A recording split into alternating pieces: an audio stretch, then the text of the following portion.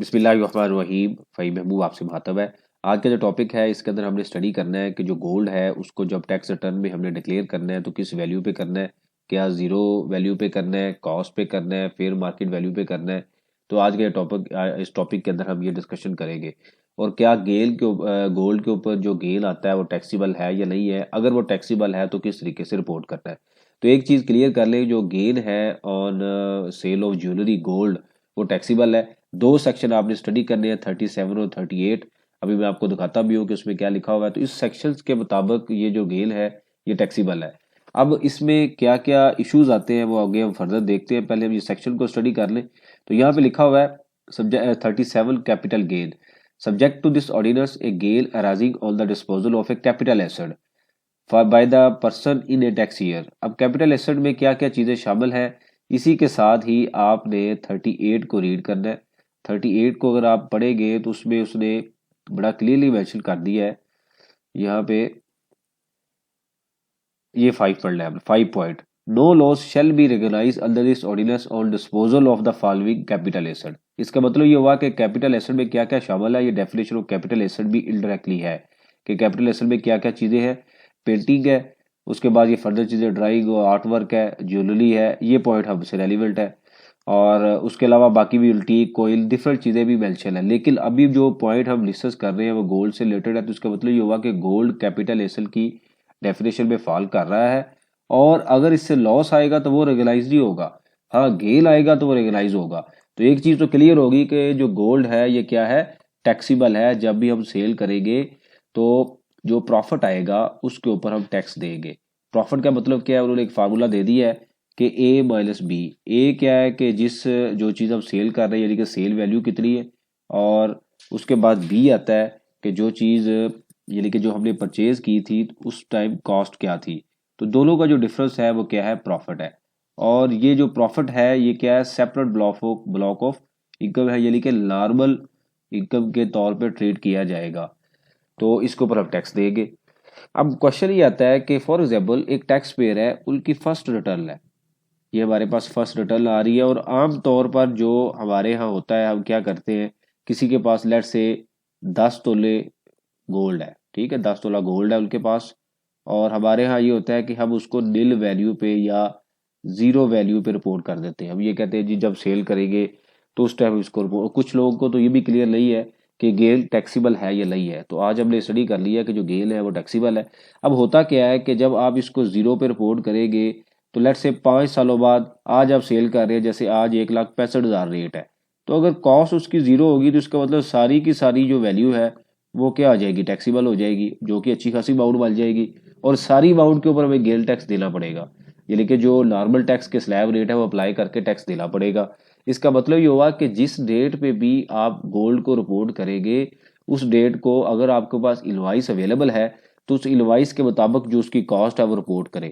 अगर invoice available नहीं है तो उस पीरियड पे एटलीस्ट 30 जून पे जो रेट है उस रेट के मुताबिक आप इसको रिपोर्ट करें। हो सकता है अगर जब हमने अगर रिपोर्ट किया हो तो पॉसिबल है इसके रेट उस टाइम 70,000 हो तो हमें हाफ वैल्यू पे गेल टैक्स देना पड़े। लेकिन अगर आप जीरो रिपोर्ट कर देंगे तो सारी की सारी अमाउंट क्या होगी, टैक्सीबल हो जाएगी। अब इसको ट्रीट कैसे करना है, फॉर एग्जाम्पल आपने कोई भी एक गोल्ड था आपके पास जिसको आपने आज 10 लाख में सेल कर दिया, और उसकी जो कॉस्ट थी ये थी 5 लाख रुपया। मेरा थोड़ा सा साउंड चेंज, असल में मुझे जुकाम है, तबीयत अपसेट है, इस वजह से शायद यही लग रहा होगा। तो इसमें जो प्रॉफिट आ रहा है वो आ रहा है 5 लाख। अब इसको कैसे रिपोर्ट करना है अभी हम वायरस में देख लेते हैं। तो आपने उसी तरीके से जो टैक्स रिटर्न है वो ओपन करनी है। टैक्स रिटर्न ओपन करने के बाद आपने डेक्लेरेशन के फॉर्म में आना है। फॉर एग्जांपल मैं इसको भी डिलीट करता हूँ, दोबारा ओपन करता हूँ। तो इस तरीके से डेक्लेरेशन पे आना है, नॉर्मल रिटर्न को सिलेक्ट करना है। अच्छा, इससे पहले ये था कि जो पहले कभी था कि जो गेल था वो 75% टैक्सीबल होता था, लेकिन अब 100% टैक्सीबल है, यानी कि सारे का सारा जो गेल होगा, प्रॉफिट होगा, वो क्या होगा, टैक्सीबल होगा। अब इसको रिपोर्ट करने के दो तरीके हैं।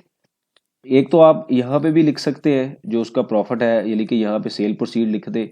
और फॉर एग्जांपल यहाँ पे हम लिखते हैं 1 मिलियन, और उसी तरीके से हम इसकी कॉस्ट लिख देते हैं 5 लाख। ठीक है, सेपरेट ब्लॉक ऑफ इनकम है, सेपरेट ब्लॉक में इसको हमने ट्रीट करना है। यहाँ पे उसने मेंशन भी किया हुआ है कि जो उसको रिपोर्ट करेगी वो सेपरेट ब्लॉक ऑफ इनकम में रिपोर्ट होगा। 37 में अगर आप स्टडी करें तो यहाँ पे मैं आपको दिखाता हूँ, भी लिखा हुआ है कि जो ये लिखा हुआ है, gain under this section shall be treated as a separate block of income. तो इसको आपने स्टडी भी कर लेना, ये 37A में स्टडी लिखा हुआ है। अच्छा, यहाँ पे जब आप लिखेंगे तो प्रॉफिट आ गया 5 लाख रुपया। अब 5 लाख के ऊपर स्लैब के मुताबिक एक 4 लाख तक तो वैसे टैक्स नहीं है, तो 4 लाख से अगर ऊपर हम निकलते हैं तो 5% टैक्स है 6 लाख तक, यानी कि जो एडिशनल 4 लाख एक से 6 लाख तक कितना है, 5% है। तो अगर 5%, एक 5 लाख हमारा प्रॉफिट है तो 1 लाख के ऊपर ये स्लैब रेट आ रहे हैं, तो 1 लाख के ऊपर 5% टैक्स बनता है। तो यहाँ पे आप देखें तो सिस्टम ने 5 लाख रुपया कैलकुलेट किया है। अब दूसरा इसका तरीका क्या है, जो मैं रिकमेंड भी करता हूँ, जिसको हमें फॉलो भी करना चाहिए, यहाँ पे भी आप लिख सकते हैं, क्योंकि दोनों के जो रेट है वो नॉर्मल रेट है। तो आपने कैपिटल एसेट में आना है, यहाँ पे लिखा हुआ है कैपिटल गेन स्लैश लॉस। अब लॉस के केस में हमने पढ़ लिया कि अगर लॉस है फिर तो हमें रिकॉग्नाइज करना ही नहीं है, फिर तो हमें लिखना ही नहीं है। यानी कि रूल ने भी ये कह दिया कि जैसे हमने अभी 38 भी स्टडी किया था, उसमें भी लिखा हुआ था कि जो no loss shall be recognise under this ordinance on the disposal of the following asset, कि अगर हम फॉलोइंग एसेट सेल कर रहे हैं तो लॉस हम बुक नहीं करेंगे, रिकॉग्नाइज नहीं करेंगे।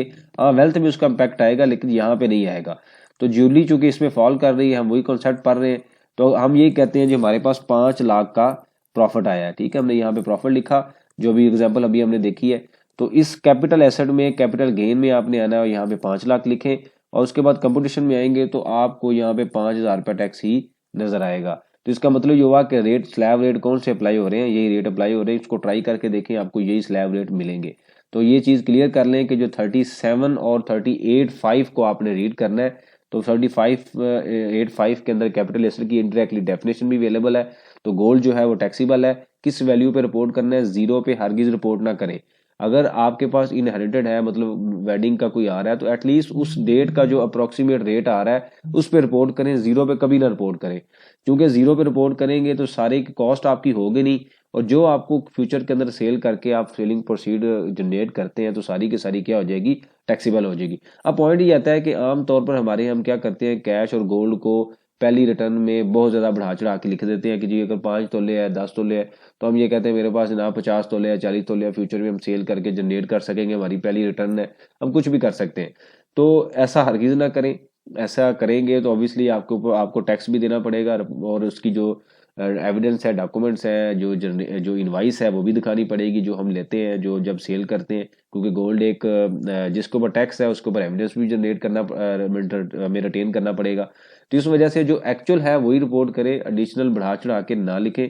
मेरी तरफ से ये रिकमेंडेड नहीं है, ये आपके सामने इश्यूज है जो हमें फ्यूचर में आ सकते हैं।